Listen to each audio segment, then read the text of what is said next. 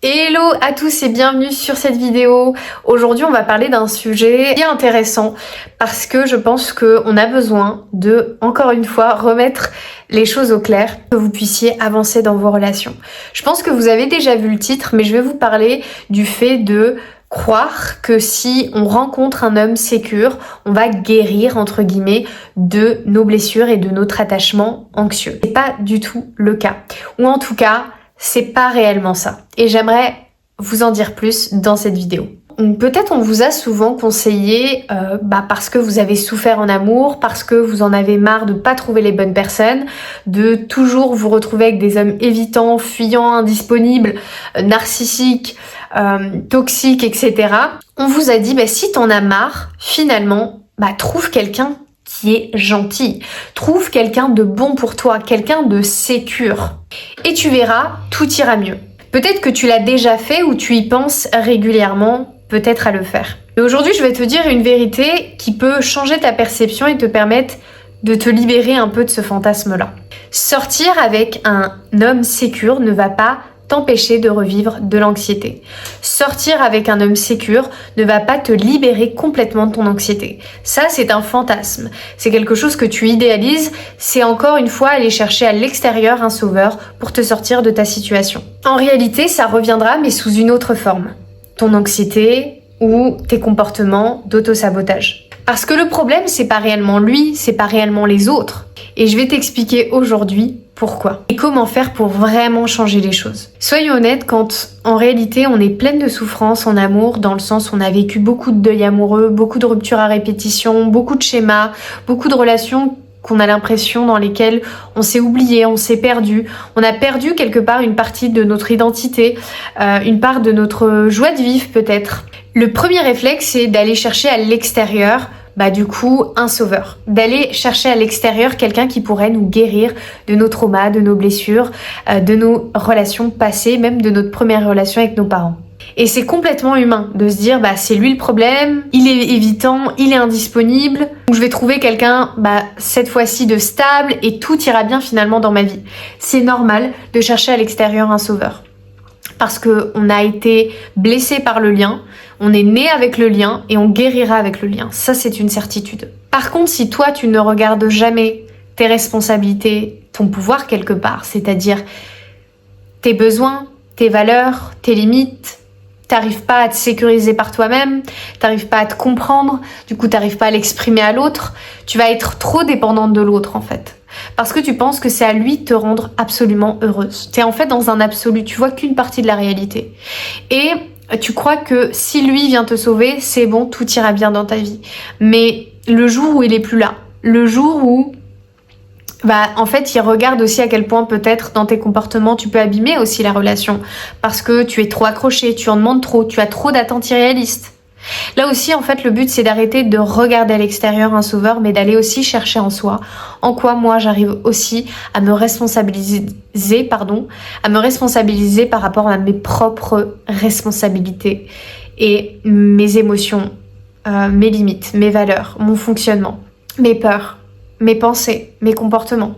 Donc, en réalité, si tu veux chercher à l'extérieur un homme sécure, ça va pas, et c'est ça que je veux te casser comme fantasme, ça va pas te guérir complètement de l'anxiété. En fait, t'es juste en train d'éviter ton anxiété, mais elle reviendra, comme je te l'ai dit, sous une autre forme. L'anxiété, elle vient aussi de pensées. Et ces pensées-là, elles disparaissent pas du jour au lendemain. Même si en face de toi, tu es en face de quelqu'un de stable, justement, si tu as été habitué à ça, ton système nerveux sera habitué à aller chercher les choses négatives autour de lui. Il va commencer à regarder tout ce qu'il n'a pas encore. Il va regarder à quel point ce n'est peut-être pas la bonne personne pour lui. Il va se dire que lui-même, c'est pas la bonne personne pour la relation.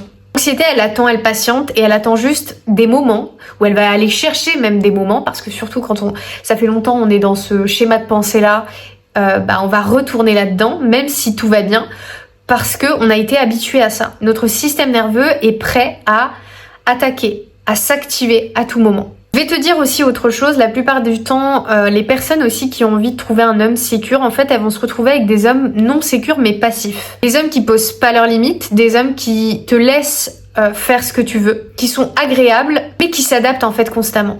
Tu vas retourner avec un peu l'ancienne version de toi, celle qui s'adaptait constamment dans la relation. Et c'est lui qui va s'oublier pour te faire plaisir. dans chaque relation, il y a quelque chose à comprendre, à guérir et à transcender. Et la question la plus puissante qu'aujourd'hui tu peux te poser, c'est pas « Ah tiens, mais pourquoi l'autre est comme ça ?» Mais quel rôle moi je joue dans cette relation qui crée cette dynamique-là? Pour prendre tes responsabilités et voir qu'il y a une part, tu as une part de responsabilité aussi dans cette relation. Vous êtes deux. Et le point commun de toutes ces relations, c'est toi à chaque fois. Parce que souvent on essaye de s'éviter soi et d'aller regarder à l'extérieur et nous on se regarde pas. Si t'attires toujours le même type d'homme, c'est pas par hasard. C'est un mécanisme inconscient dans lequel tu es, qui cherche à réparer, comme je te l'ai dit tout à l'heure, une personne qui t'a blessé dans le passé, qui a des comportements similaires à l'un de tes parents qui t'a blessé et te dire finalement cette fois-ci je vais réussir à le guérir, je vais réussir à le changer. Et finalement t'y arrives pas et du coup tu en souffres et tu es dans l'attente et tu l'idéalises et tu te sous-estimes et tu te dis que finalement c'est toi le problème. Et tant que tu n'as pas mis de la conscience dessus, en fait ce schéma-là il continue encore et encore. Il se répète indéfiniment. Là, tu as deux options devant toi. Soit continuer à aller chercher à l'extérieur un sauveur. Ou finalement un persécuteur et quelqu'un, quelque part, qui va venir valider ce que tu crois de négatif sur toi. Ça, c'est une option, mais elle ne te rendra pas heureuse sur le long terme. Et elle te gardera dans un truc où tu te sens victime et impuissante de la situation. La deuxième catégorie, c'est de décider. Décider vraiment pour toi d'apprendre à te regarder, à te sécuriser par toi-même. À comprendre davantage ton fonctionnement. Et surtout à comprendre le fonctionnement des autres. Pour avancer, pour pouvoir construire une relation saine et durable dans le temps, qui t'épanouit vraiment, et pas juste quelque chose qui va mettre un pansement sur ta blessure. Ce qu'il faut comprendre, c'est que tout peut changer dans l'espace que tu crées pour le faire changer. Si tu agis avec la peur, tu vas confirmer et tu vas chercher à confirmer cette peur. Si tu agis avec le manque, tu vas voir le manque partout et tu vas même le chercher autour de toi. Si tu agis avec de la colère, tu repousses ce que tu veux, c'est-à-dire être en lien aussi avec les autres. Si tu agis avec de la sécurité intérieure, en paix avec toi-même, tout change. Pas parce que tu deviens plus attirante, que les hommes deviennent complètement différents. Au contraire. C'est juste que tu es plus lucide entre ce que tu veux, ce que tu mérites et ce que tu ne veux pas et ce que tu ne mérites pas. Ta façon du coup de choisir tes partenaires, parce que oui, tu choisis tes partenaires, est complètement différente. Ta façon de communiquer change également. Ta façon de réagir à ce que l'autre fait ou ne fait pas change également. Les dynamiques que tu crées, elles vont changer. Mais tout ça part de tes pensées. Tes pensées créent tes émotions, créent tes réactions et du coup tes comportements. Si tu changes tes pensées, tu changes le reste. La vraie sécurité, c'est plus de dépendre d'un homme ou d'attendre justement que l'extérieur vienne te sauver, mais que toi tu reprennes tes responsabilités et que tu arrives à t'apporter de la sécurité pour toi-même. Et je sais, ce travail-là, il n'est pas facile à faire toute seule. Et c'est d'ailleurs pour ça que je fais ce métier, que je suis coach en relations amoureuses et rupture amoureuse. Parce que c'est pas facile de se retrouver face à soi-même depuis des années, de faire le deuil de toutes ces relations qu'on n'a pas fait, de faire même le deuil de l'ancienne nous, d'apprendre à vraiment se connaître, s'aimer, comprendre son fonctionnement. C'est un vrai travail qui demande, pour certains, du temps. Et je sais que peut-être tu as déjà essayé, peut-être la psychologue, l'hypnose, l'énergétique, mais que toi t'as vraiment envie de concret en fait. T'as vraiment envie de savoir mais comment je fais maintenant. Parce que concrètement, oui ça va après quelques séances, mais moi j'ai envie vraiment de changer les choses dans ma manière de vivre les choses, dans mes comportements, dans mes émotions, dans ce que je vis émotionnellement, mais aussi dans mes pensées. Si toi, en fait, tu as compris, tu veux devenir cette femme sécure pour toi-même, une femme beaucoup plus ancrée, beaucoup plus sereine, beaucoup plus confiante, et savoir créer une sécurité intérieure qui ne dépend pas des comportements de l'autre, comprendre les dynamiques d'attachement et sortir de la victimisation, sortir des schémas répétitifs, pas en les fuyant mais en te rassurant par toi-même,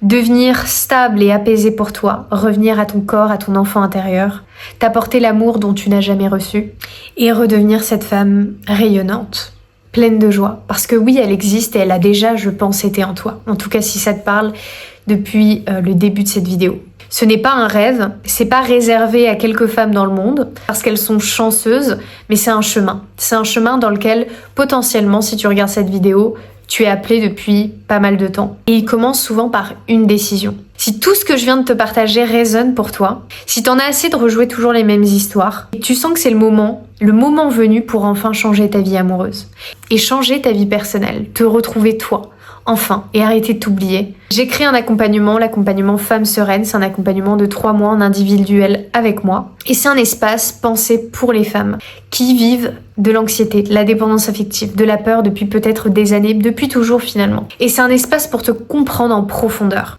comprendre tes dynamiques relationnelles.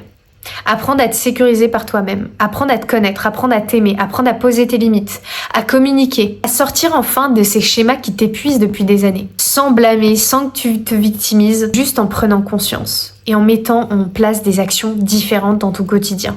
Si tu veux en savoir plus, tu peux directement prendre rendez-vous avec moi. Le lien, il est en description. Si tu as la moindre question, tu peux me la poser en commentaire. Sinon, je te mets mon Instagram juste là. Tu peux m'envoyer un message. Je te répondrai avec plaisir.